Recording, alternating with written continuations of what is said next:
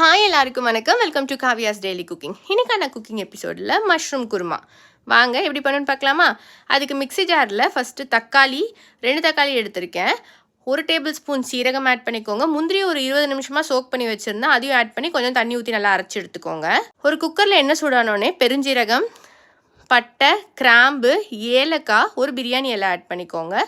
சின்ன வெங்காயத்தை குட்டி குட்டியாக கட் பண்ணி அதையும் ஆட் பண்ணிக்கோங்க. உப்பு தேவையான அளவு, மஞ்சத்தூள் போட்டுட்டு இதை நல்லா மிக்ஸ் பண்ணிடுங்க. வெங்காயம் நல்லா டிரான்ஸ்பரண்ட் ஆனதுக்கப்புறம் 1 டேபிள் ஸ்பூன் இஞ்சி பூண்டு பேஸ்ட் போட்டு நல்லா வதக்கிடுங்க. இஞ்சி பூண்டு பேஸ்ட்டோட பச்சை வாசனை போனதுக்கப்புறம் மஷ்ரூம்ஸையும் ஆட் பண்ணிடுங்க. ஆட் பண்ணிவிட்டு இதை நல்லா ஒரு மிக்ஸ் பண்ணி விட்டுருங்க. இது ரொம்ப வேகணுன்ட்டுலாம் இல்லை, இது நம்ம டக்கு டக்குன்னு செஞ்சிடலாம். இதை நல்லா ஃபுல்லாக மிக்ஸ் பண்ணதுக்கப்புறம் நம்ம அரைச்சி வச்சுருந்த அந்த தக்காளி பேஸ்ட்டையும் இதில் ஆட் பண்ணிவிட்டு நல்லா மிக்ஸ் பண்ணிடுங்க.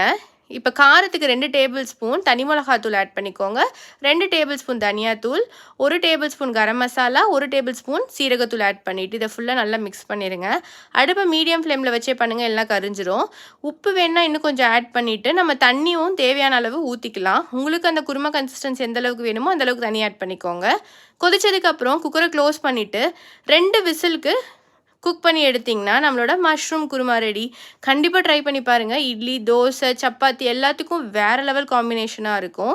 எல்லோரும் வீடியோஸ் பார்க்குறீங்க பட் சப்ஸ்கிரைப் பண்ண மாட்டீங்க. சப்ஸ்கிரைப் பண்ணிட்டு பாருங்கள். தேங்க்ஸ் ஃபார் வாட்சிங். பாய்.